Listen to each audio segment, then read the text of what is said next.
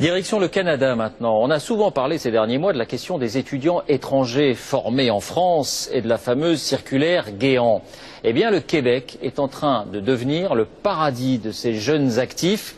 Beaucoup se disent découragés par la France, administration rétive ou tatillonne, employeurs frileux. Sommes-nous en train de laisser filer les talents? Reportage Maryse Burgot, Laurent Desbois.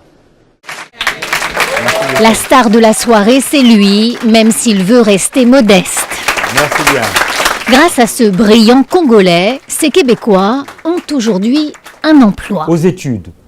Ces études, il les a faites en France. 2 masters acquis en école de commerce. Une excellente formation qui lui permet d'aider ces jeunes entrepreneurs canadiens. Un métier d'encadrement que la France ne lui offrait pas. Tout le savoir que j'ai accumulé en France, malheureusement, profite aux Québécois. Montréal attire de plus en plus d'Africains, de Maghrébins formés dans les universités françaises, des têtes bien faites comme celle de Constantin. Mais en France, après ses études, il ne se sentait plus vraiment le bienvenu. C'est beaucoup plus pas reconnu à ma juste valeur, c'est surtout ça. Alors, donc, je suis né au Congo-Brazzaville, donc j'ai fait mes études primaires, secondaires. J'ai immigré en France avec toute ma famille. Bien entendu, j'ai poursuivi mes études. Et là, j'ai fait beaucoup de formations. En plus d'étudier, je travaillais. Et je faisais aussi des stages. Le dernier que j'ai fait, c'était au groupe Carrefour comme manager, notamment sur la conceptualisation de leur carte de fidélité. Après cela, je suis rentré pleinement dans le marché du travail. J'ai travaillé pour une entreprise qui édite des logiciels de gestion, de paye. Donc j'ai commencé comme commercial d'abord. Et vite, je suis passé de commercial à responsable commercial. Et de responsable commercial à responsable marketing. Après cela, j'ai immigré au Canada. Donc arrivé ici, j'ai commencé d'abord par faire des petits boulots. Parce que vous savez, quand vous arrivez au Québec, la reconnaissance des acquis n'est pas évidente. Donc il a fallu faire un peu profil bas, entre guillemets. Mais je tiens à préciser que je ne regrette pas ces expériences-là, parce qu'elles ont contribué à me façonner. Et je considère d'ailleurs que c'est l'une des plus belles écoles qu'on puisse avoir, l'école de la vie. J'ai travaillé ici comme agent de liaison et de projet dans un organisme communautaire et actuellement je travaille comme agent de développement en entrepreneuriat jeunesse au Carrefour Jeunesse Emploi Bourassa Sauvé.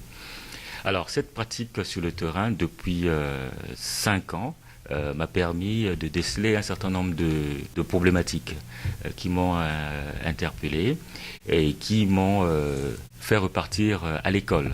Donc, en plus de travailler, je suis doctorant en entrepreneuriat. Donc, je prépare une thèse de doctorat là-dessus. Je le fais par passion.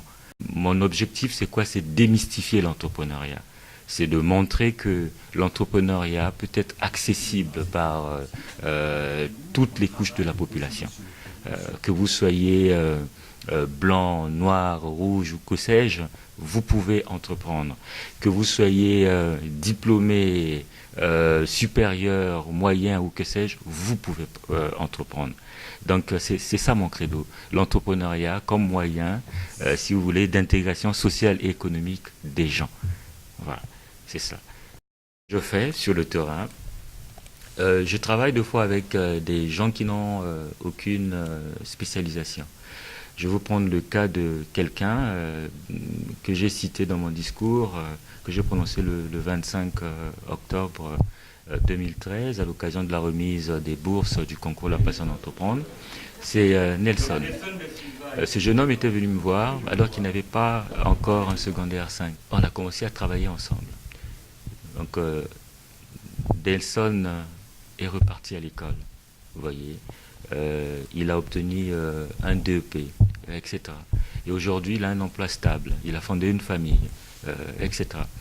Donc, l'entrepreneuriat, c'est pas seulement la création d'entreprise en tant que telle, mais l'entreprendre, c'est prendre sa vie en main. L'entrepreneuriat plutôt, c'est aussi apprendre à vivre en communauté. Vous voyez, entreprendre, c'est aussi accepter l'autre. Entreprendre, c'est rêver ensemble. Entreprendre, c'est penser ensemble également. Vous voyez. Donc, je pense qu'il y a beaucoup de choses à faire dans l'entrepreneuriat. Donc, en somme, le message, c'est entreprendre. Mais entreprendre, ça suppose des moyens. Entreprendre, ça suppose, avant même les moyens, il faudrait que ça s'ancre, que ça devienne même une idéologie, vous voyez, dans laquelle les gens vont s'inspirer. Entreprendre, ça suppose aussi une vision. Entreprendre, ça suppose, comment dirais-je, une stratégie, finalement. Et entreprendre, ça prend des objectifs, des phases, et ça prend des moyens. Donc, former des gens, etc. Voilà. Donc, dans ce sens-là, je peux aider.